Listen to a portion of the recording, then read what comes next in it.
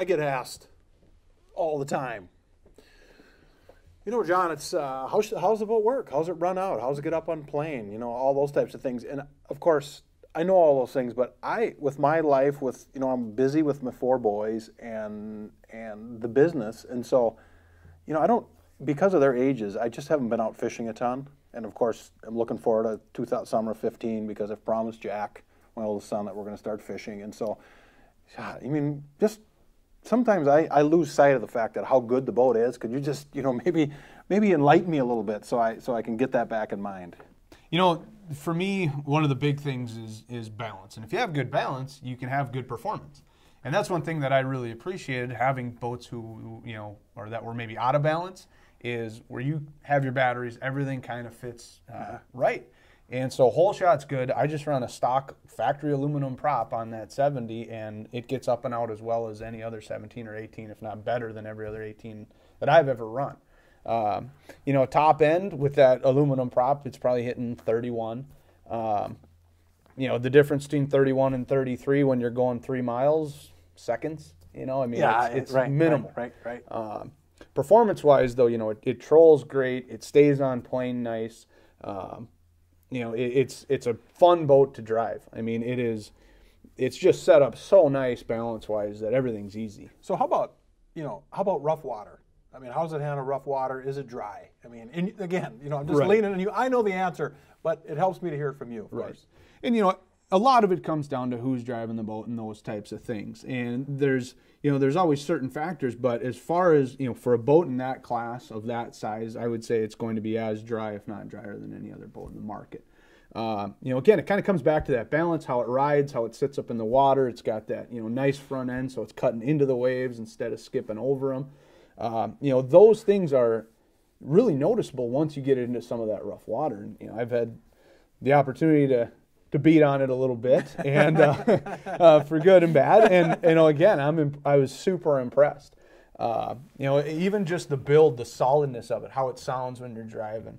I remember I was coming through the harbor up in Duluth, and it was just a, you know, foggy day, flat, calm, couldn't see a darn thing. And I came right into a wake of a charter boat that was heading out. And, I mean, they were serious from zero, no wake to 3-footer, and I launched that sucker up. Okay. And when it landed, first I was scared out of my mind because it was a complete surprise. Did you need a diaper?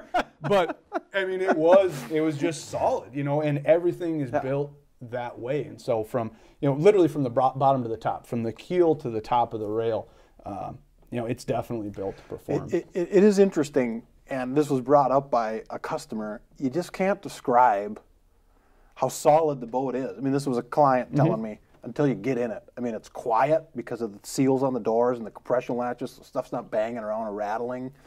And, you know, one thing, like I said, I just tell prospects and say, you know, just call some of my customers.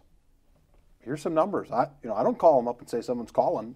All of them agree that they're okay with talking to people. Right. So I just say, here's some numbers. Call them up. Call them up out of the blue. Give them a call because, you know, they run the boat, and that's the best resource.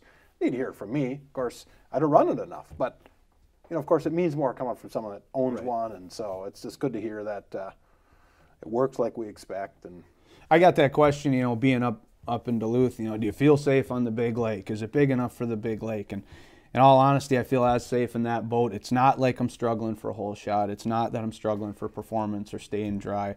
You know, it's got all those components in a really small package. You know, you can compare it to some of those, you know, big boats, and it holds its own for sure.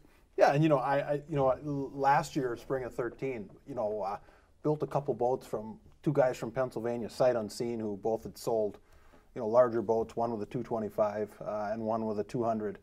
And of course, that was a little undaunting because they hadn't seen the boat, right? And that doesn't happen often. Right. In fact, that might be the only time. But I mean, they love the boats, and they tell me, John, big water, no problem. I mean, they fished in the Cabela's thing out on Green Bay, and they're like, there wasn't a time out there that they're worried other than, you know, I said, yeah, would sometimes they like to go 55 like they used to go? Sure, but they said, you know, they spent, you know, a third on fuel that they would have. But anyway, you know, the big water capability from talking to those guys is great. Right. So good to know.